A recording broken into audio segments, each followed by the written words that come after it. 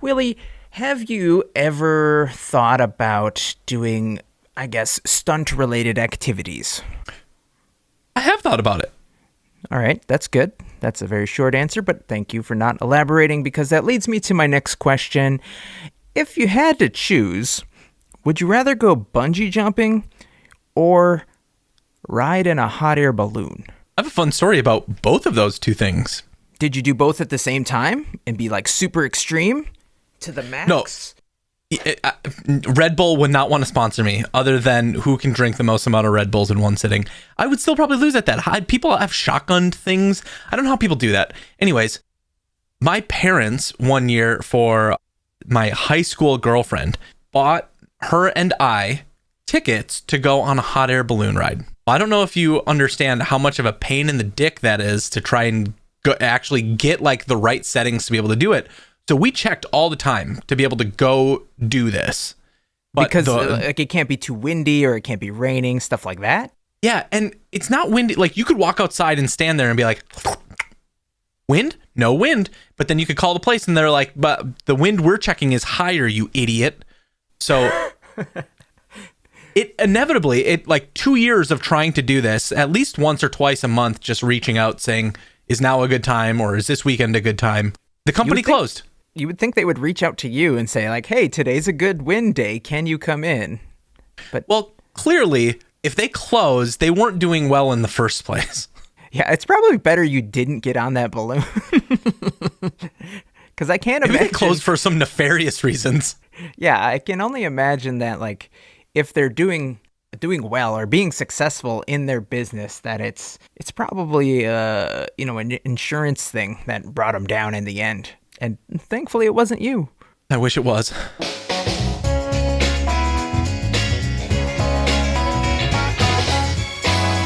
Welcome to the Front Podcast of the Internet. I am your current non-pizza eating co-host, Scott Gurrola. And with me, and I'm your other as host. always, who talks over me every single time I try to introduce him. Willy Mattson. And by the way, if you caught it, I didn't get to say co-host. I said ho-hos. You is a hoe. I wish. You know, I've never understood those. I've never understood that. But honestly, going on like blind dates, meeting random people, that's so terrifying to me. The people that can just go out and do that, like more kudos to you, because I'm not taking any fish out of that sea. Yeah, but they've got pills for that, you know. I mean, if it's just like a fright thing, a performance issue thing. I'm not going to take cocaine again. Well, I mean, does that work? I don't know. To clarify, I've never done it. Send us in. Don't send us anything. No? Don't send us yeah. anything. Okay, stay away from that one. Scott's like, and our address, our P.O. box is, no, we... Send us drugs. That would be great. We're on a list. We're on a list somewhere. This is the weirdest intro to our podcast yet. And I do believe that next week we're going to one-up it somehow because we always seem to say it's the weirdest one. And it's never the same. We'll never be the same.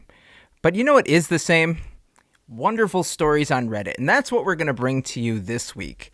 I think before we do that, though, Scott. Oh? We've got to do a little bit of follow-up. Oh, yeah, because we've had other episodes. Yeah, now that we are on episode number 45. 45. People are finally starting to reach out to us and say, you guys truly are idiots. And we have to make some corrections. Okay. So the thing that I want to start with is 2 episodes back, we talked about WandaVision. You remember that episode? Yes, not so much the show, but yes, I think, yeah. I am Vision, hear me roar. I said that, yep. Okay, so because I can't remember the name either, I just want to ask out loud one more Ship time. of This is for Theseus? Paul. No, we're not talking about that right now. Oh, okay. Who is the card-wielding FBI agent who stole the show? What's his name, Scott? What's his name? Jimmy Woo? We did not say that in the episode. What did we say? Something wrong. No way. Yeah, like Jimmy Choo, Timmy Woo. Oh, Jimmy Choo is the shoe guy. Yeah. Jimmy Choo. Jimmy Choo Shoes.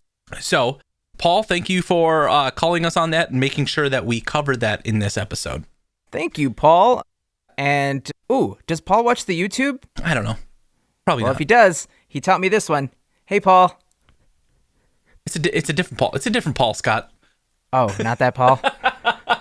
Well, in that case, new Paul. Oh, this Just is kidding. great. I love you, Paul. In the last episode, you briefly mentioned that Instagram is listening to you all the time. And that's how it's able to feed you advertising deals, right? Even right now, yes, they are listening to us. I have never gotten so many podcast-related ads than I have since we started the show. You mean so when both of our profiles continuously reshare the stuff from the show? So it's definitely unrelated to the fact that we are now engaging our own platforms more often, reposting podcast content. But here's the thing. That was a lie. I've never gotten a single podcast-related thing. I also have never gotten a single Reddit-related thing. And we have an account that just posts Reddit stuff all along. Based on what you're about to tell me, I think I know the answer. But please fill me in on why I, and apparently 65% of our polling audience at the time of this recording, are wrong. Yeah, so you said it right. We put out a poll on our Instagram. We're going to do that more often. And we asked, how do you think Instagram is listening to you while you sleep? Now, it's a funny way of saying, are they listening to us all the time? Are they listening to this conversation and then feeding things back to us? Are they the Santa Claus of the internet? I don't want to go into all of the details because plenty of stuff is published, but the vast majority of devices, it's a lot easier for them to get the data in less nefarious ways. So ways like watching through your webcam, knowing who your contacts are because they have access to it, and then saying, okay, so your contacts go out and do this thing. I bet that you're interested in it. And get this, Scott. Get this. This is where things get real crazy. I'm following. Do you follow people that you work with on social media? I believe I do, yes. Do you open your social media whilst you're on a break at your place of work? Who wants to know? Me. Oh, then yes. Because I need to know because Instagram already does know. You can't change that. It just does. It knows when you're opening the app, the times that you're opening the app, and it knows your location data because you give it its access to that. Meaning it knows people in your contacts when they open theirs, sees that there is a relationship between the two of you because you might have opened it at the same time that somebody else opened it when they're on a break, and all of a sudden you guys may or may not have been discussing the same things. Maybe that person gets so inclined and wants to go look something up that you talked about. Like there's a sub for that podcast. So they go search for it. And then all of a sudden, guess what, Scott?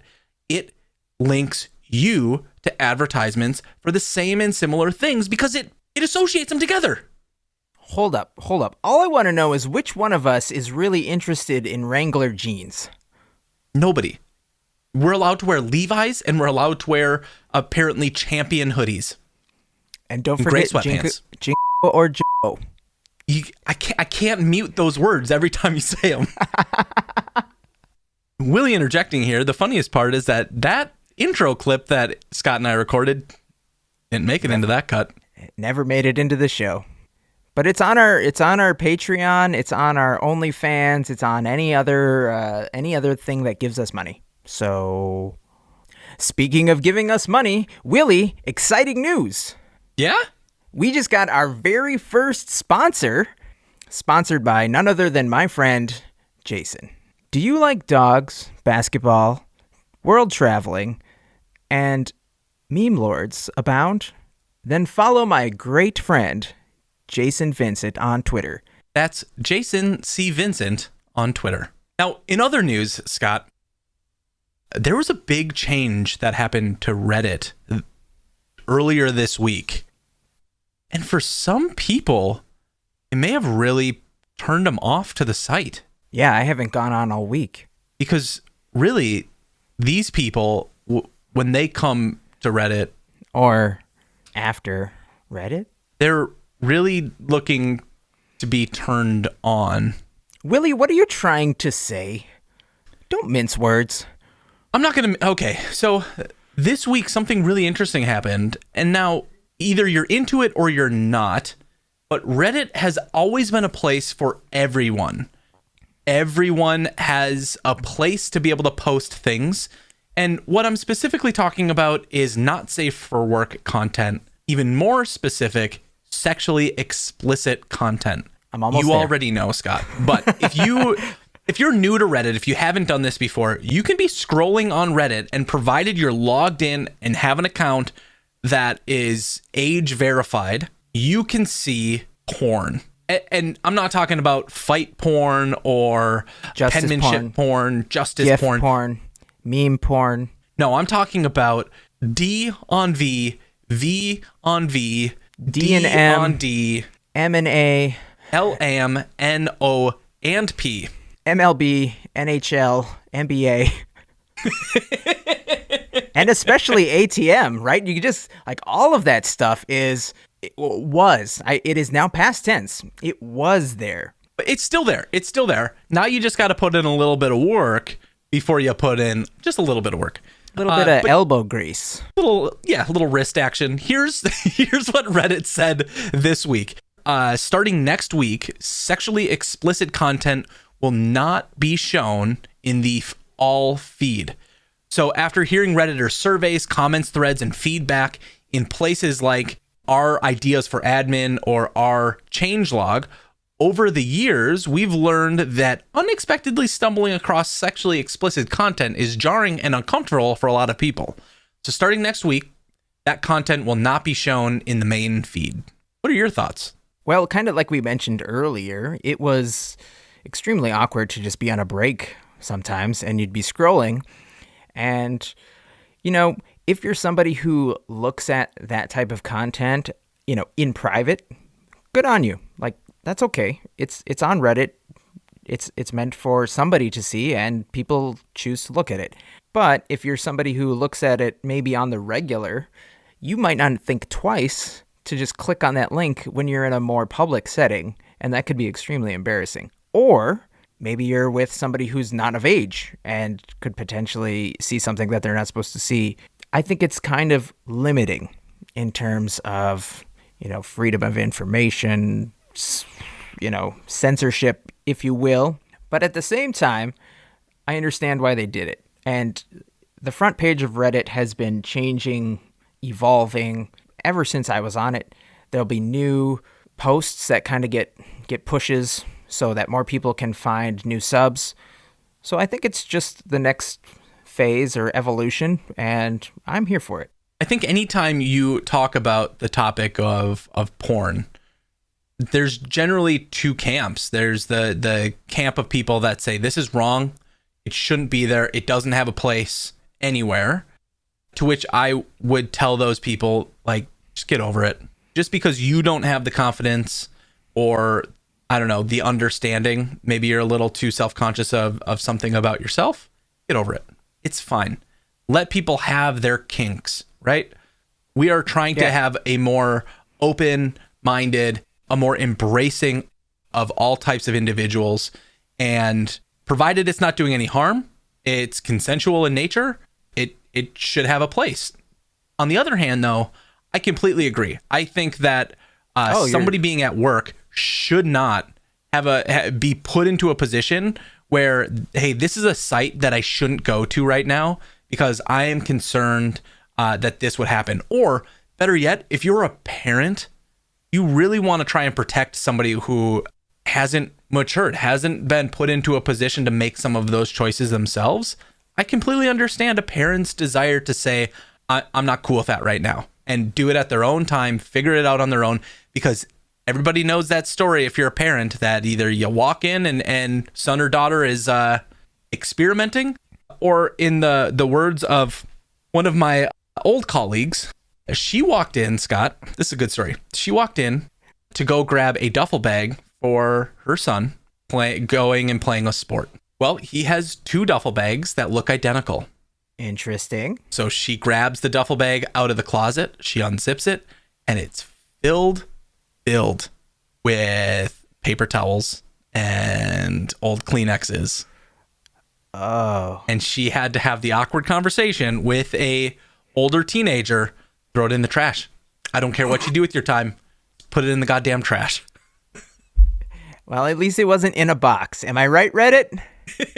Heyo. That's a story for a deep dive episode. Man, we'll hit that one day, the horror stories of Reddit. Ooh, yes.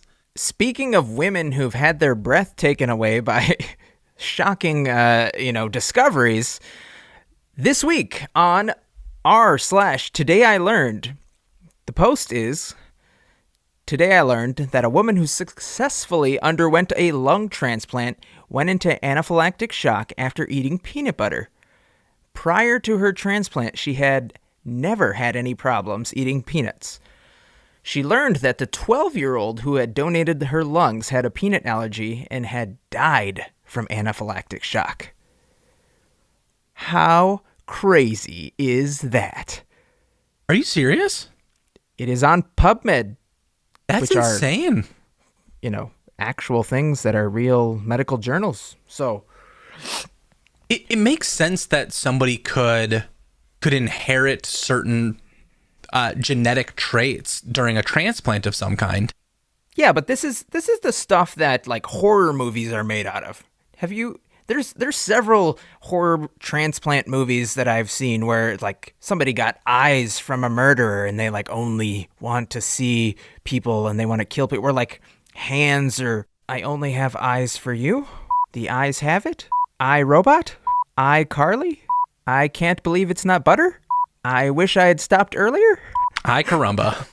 What do you think the worst trait you could inherit from someone would be? By the way, totally just a fun story because Ooh, I know. the person I gave know. their life to give up some lungs, so that's pretty awesome, and that kind of sucks that they got it. But Yeah. go ahead. I was going to say something really funny, and now I have to think about the seriousness of this whole situation. No. I'm giving you permission to let it all out, Scott. Okay, fine. The worst type of transplant would obviously be a racist penis. That was a racist penis. What is that? I'm just saying,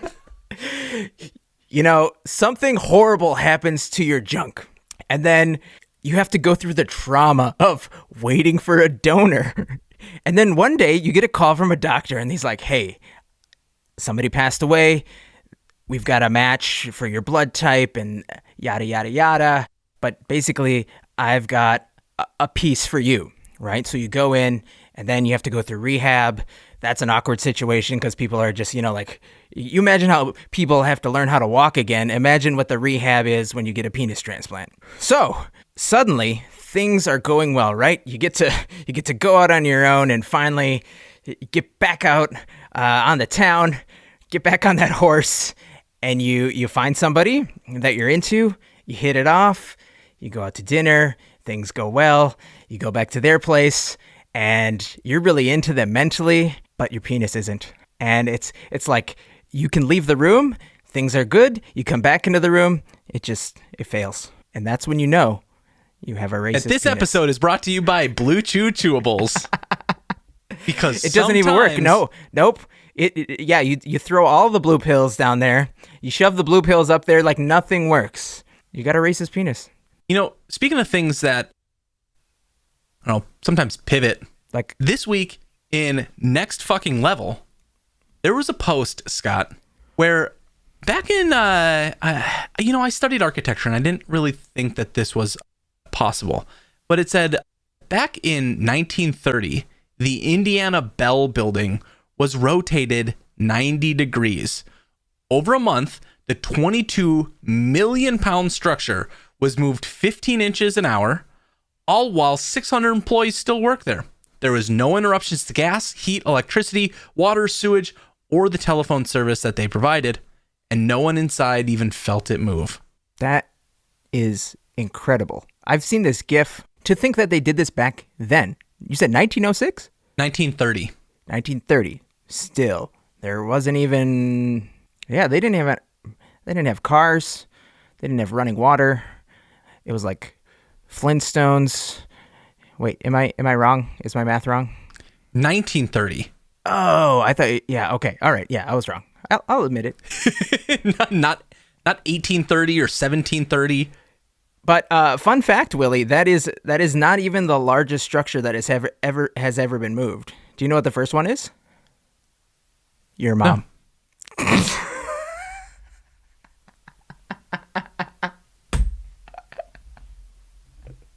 It's fine. I don't even care anymore. Come on, you walked into that one. You know, I think the part that's most surprising for me, though, Scott, is not the your mom jokes. I studied architecture, and like, how do they move something like this? How? Yeah, the fact that no one inside felt it move. There's another your mom joke in there. I'm so sorry. You know I love your mom, even though I've only met her once.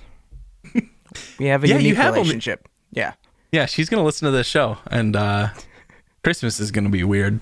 Yeah, I'll just give her a buzz. It's fine. That's a callback to another episode. I know.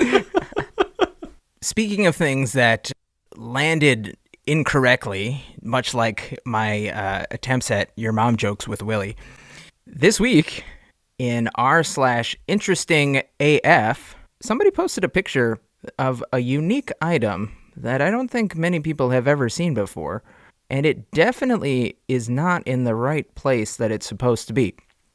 The post is titled, "My Mom and Uncle." It's weird after the two stories I just told. Just where you pause there, Scott. I'm super excited about what you're about to share next. Genuinely don't know what this story is about. But I swear to God, Scott's just setting me up to just feel really bad. It's gonna be the worst night ever. And now I have to deal with all of these thoughts. Really wish I had a therapist. Not Willy's mom and uncle, but my mom and uncle found a United States Air Force target drone on a beach. Willy, check out this link. Kind of looks like something I would find with your mom.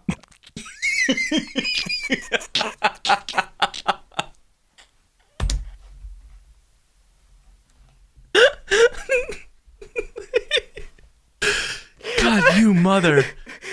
You son of a bitch.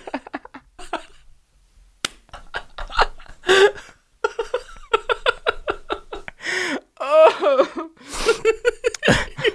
I'm sorry. Too good. Too easy. Like, stop it, Scott, stop it. Just anyway. This is a drone that apparently they use for target practice, and I don't know if it's from ships or from bases or for submarines, but it looks like a small missile / plane for like ants. A torpedo.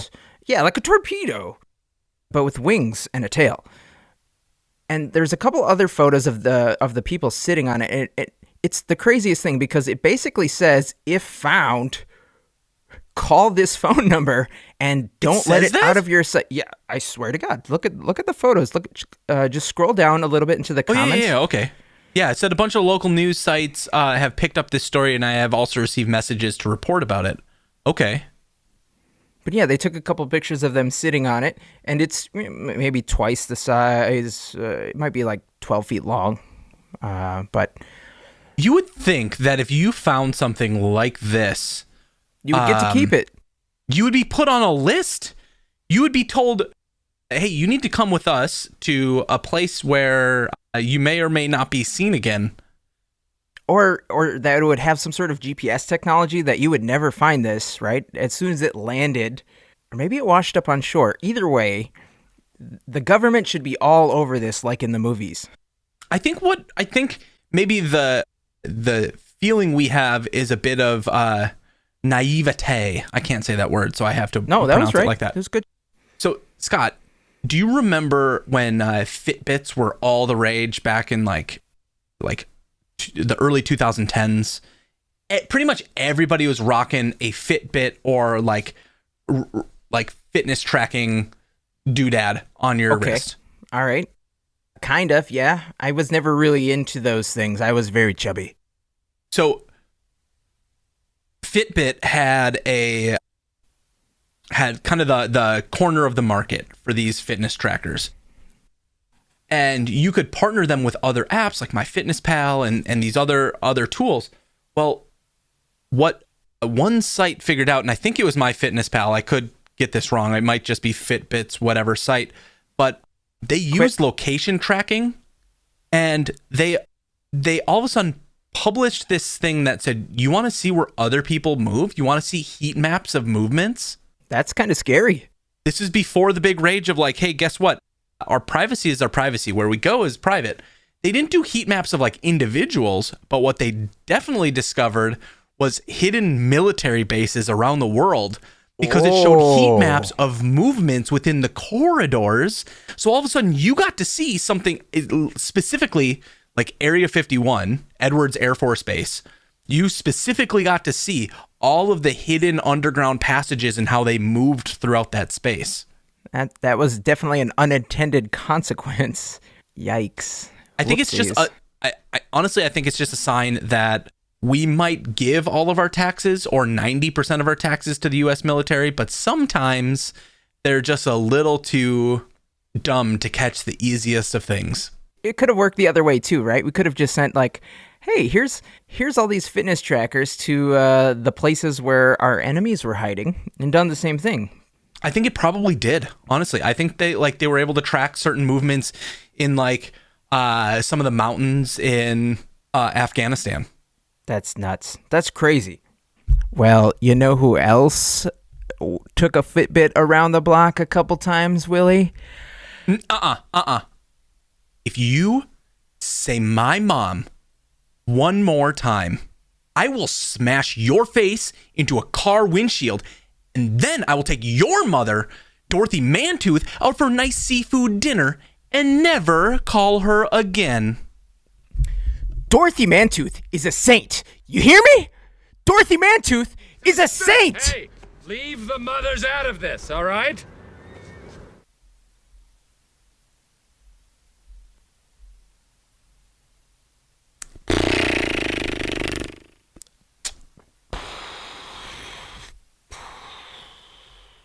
Thank you guys so much for listening to this week's episode of the podcast. Especially Paul and the very first inaugural sponsor of the show, Jason Vincent, at Jason C. Vincent on Twitter. If you guys want to get a hold of us throughout the week, we are all over the internet. You can watch the show on YouTube, link in the podcast description, and you can listen to the show on our podcast, link in the YouTube description. And if you're interested in learning more about us outside of the show itself, we have an Instagram. Sub for that. We have a Twitter. Sub the number 4, that. We have personal Twitters at Scott Gurrola. And WildMN293. And if you feel like going old school, you could send us an email. Sub for that podcast at gmail.com. And remember, no matter what you're into, whether it's GTA Online, just rolled into the shop, cats and plants, or bone-hurting juice, there's a sub for that.